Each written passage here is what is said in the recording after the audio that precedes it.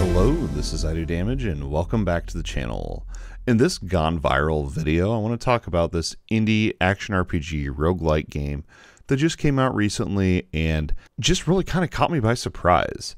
I want to do an overview of what the game is, and then at the very end I'll share my thoughts on if I think the game is worth the price tag of $19.99 or not. So what is Gone Viral? As the name suggests, the whole time you're trying to, well, go viral by gaining fans, impressing people, becoming more popular. It's something we've seen before, but is interesting in this game.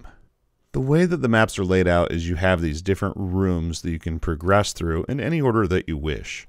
Each room has different events, monsters, obstacles, things to overcome. There's also market type areas on the map, as well as areas that you can go and choose between one of two upgrades. So while you're working your way through these maps and progressing on to the next level, what really makes the game great is the combat. And the combat is what really drew me into this game. I just saw someone streaming it one time, and it just looked so fun and so well polished. The combat itself is more of a physics-based type of combat, which is a little bit unique for me.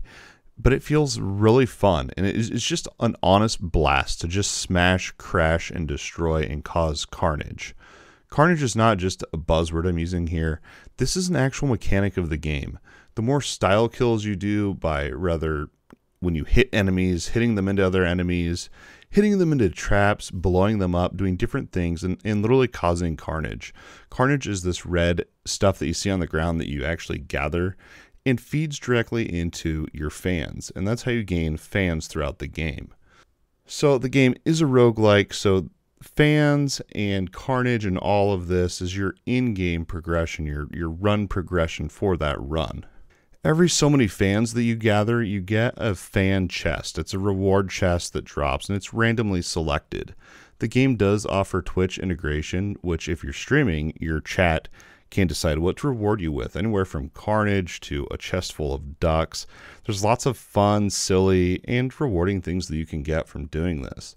But if you're not streaming or you're just playing without the Twitch integration turned on, it's fully randomized. You only get these reward chests every so many fans, so constantly you're wanting to get as much carnage, get as many fans as possible. Fans are also used for another mechanic in the game, and these are fan events. These are random events that are chosen, again with Twitch chat if you have that turned on, or just randomly picked through your fans in the game. And when you go into an event room, this event will be what's chosen. And there's anywhere from bombs that fall from the sky to nukes to sticky slime on the ground you got to go through. These are more of the hindering negative effects, but it causes there to be more fun and interesting things in the game to actually do while you're fighting your way through these maps. So that's basically how the surface level of combat is, with the physics-based, smashing enemies into each other, smashing them into traps. I want to take it one step further and talk a little bit about how the combat actually looks. The combat at a first glance is just really fast-paced, and that remains true throughout the game, but there's a little bit more to it than that. With your left click, you have a light attack, and if you hold it down, you can actually do a heavy attack. When you first start out, you're going to have a sword with a chance to find ranged weapons later in the game.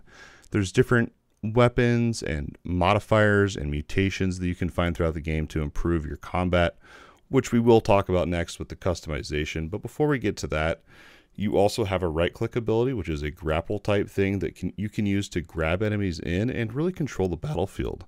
So this really adds a strategic tip to the game. So aside from your left click, light attack and heavy attack, and your right click grapple ability, you also can find gadgets throughout your gameplay. These are consumed upon use. They range anywhere from a healing potion to a movement speed potion, different things like that. You can only hold 2 gadgets at any given time, and you can find more throughout your run. So if you're holding 2 and you find maybe another one you want on the ground, you can choose which one to swap and which one to get rid of, and you have a little bit of control there. You also have your Carnage ability, which is your shift ability. This is fueled with Carnage. So the Carnage we talked about earlier is what allows you to use this Carnage skill. This can be changed when you first start. It's going to be a fan skill that when you use, it's going to trigger a random fan event. You can find other Carnage skills anywhere from throwing down bombs, to my personal favorite, your immunity shield that makes you fully immune and invulnerable for a few seconds. So if you're causing enough carnage and able to spam this ability, you'll just never take damage. It's really strong, really overpowered, but it is kind of hard to execute until you get really good at the game with the combat system. Last but not least, you can also hold grenades. You can hold up to 5 at any given time. You use these to clear obstacles, open up secrets, find different things. You can even use them for combat advantage on bosses or monsters to just deal damage. So that's basically combat at a surface level and a little bit deeper look into it. You obviously also have your health and then shields that is pretty obvious as to what that does. Let's talk a little bit about character customization and things that you can do in game to enhance your character. Remember, it's a roguelike game, so once you've died, you have to start back over from zero. But while you're progressing through the level, you can find different items, such as your weapon type that we talked about earlier, your armor type, and your carnage skill. The armor type is really interesting. Some armor is heavier than others and providing you more armor, which is basically just an extension of your health. There's ones that reflect damage, reflect projectiles, ones that hearts heal your shield.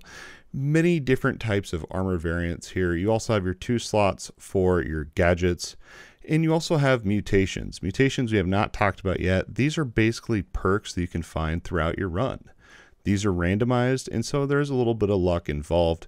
You also have stats in the game, such as POW, FAR, Fury, IT, and Zip. I assume that POW is your damage, FAR is your range, Fury is how quickly you attack. There's different stats. I'm not entirely sure what they all do. I don't have a load of time played, but I really just wanted to make this video to tell you about this game and how awesome I think it is.